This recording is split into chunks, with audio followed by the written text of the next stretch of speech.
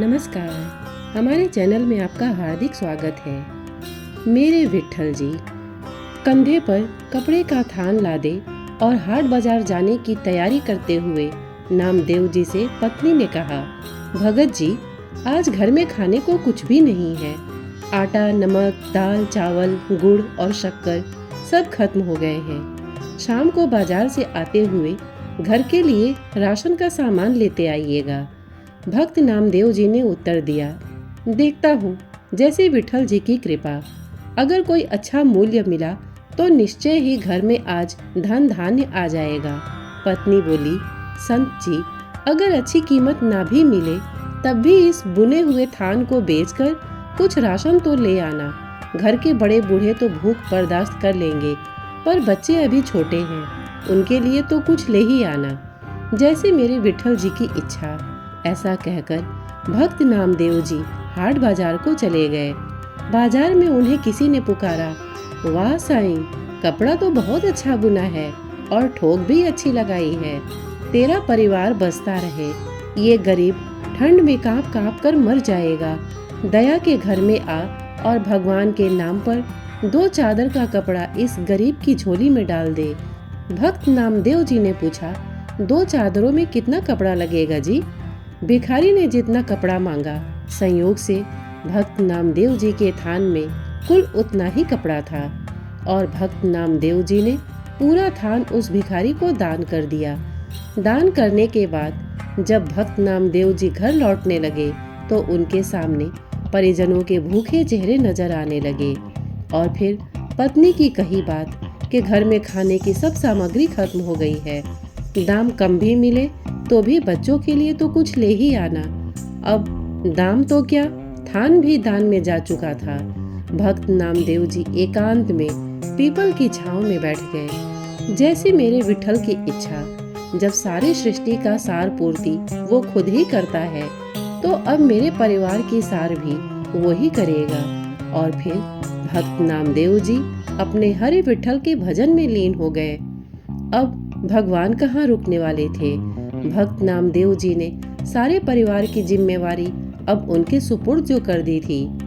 अब भगवान जी ने भक्त जी की झोपड़ी का दरवाजा खटखटाया। नामदेव जी की पत्नी ने पूछा, कौन है? नामदेव का घर यही है ना? भगवान जी ने पूछा। अंदर से, हाँ जी, यही है, आपको कुछ चाहिए?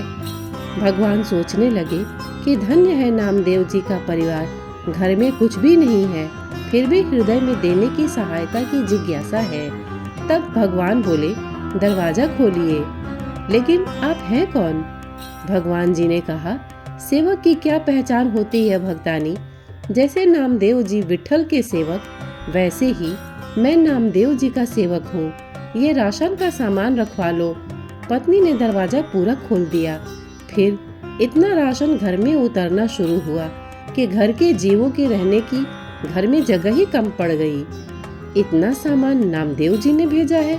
मुझे नहीं लगता, पत्नी ने पूछा।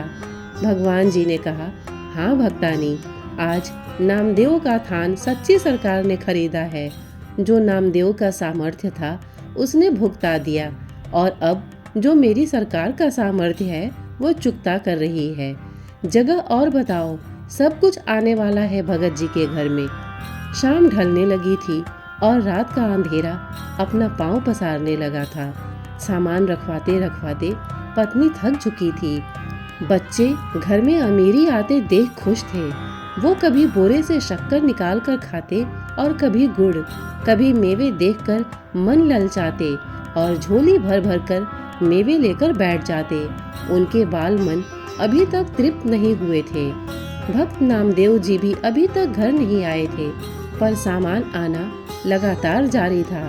आखिर पत्नी ने हाथ जोड़कर कहा, सेवक जी, अब बाकी का सामान संत जी के आने के बाद ही आप ले आना। हमें उन्हें ढूंढने जाना है क्योंकि वो अभी तक घर नहीं आए हैं। भगवान जी बोले, वो तो गांव के बाहर पीपल के नीचे बैठकर विट्ठल सरकार का भजन सिमरन कर रहे हैं।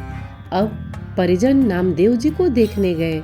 सब परिवार वालों को सामने देखकर नामदेव जी सोचने लगे, जरूर ये भूख से बेहाल होकर मुझे ढूंढ रहे हैं। इससे पहले कि संत नामदेव जी कुछ कहते, उनकी पत्नी बोल पड़ी, कुछ पैसे बचा लेने थे।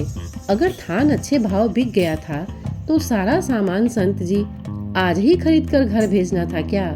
भक्त नामदेव जी कुछ पल के लिए विस्मित हुए। फिर बच्चों के खिलते चेहरे देखकर उन्हें एहसास हो गया कि जरूर मेरे प्रभु ने कोई खेल कर दिया है।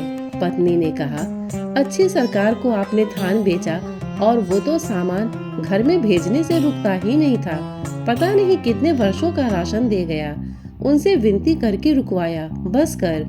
बाकी संत जी के आने के बाद उनसे पूछ कर कहीं रखवाएंगे। भक्त नामदेव जी हंसने लगे और बोले, वो सरकार है ही ऐसी, जब देना शुरू करती है तो सब लेने वाले थक जाते हैं। उसकी दया कभी भी खत्म नहीं होती। वह सच्ची सरकार की तरह सदा विद्यमान रहती है। श्रोतागण, प्रस्तुत कथा आपको कैसी लगी हमें कमेंट करके अवश्य बताइएगा। साथ ही इतने धैर्य से इसे सुनने के लिए आपने अपना बहुमूल्य समय दिया, इसके लिए आपका बहुत बहुत धन्यवाद। नमस्कार।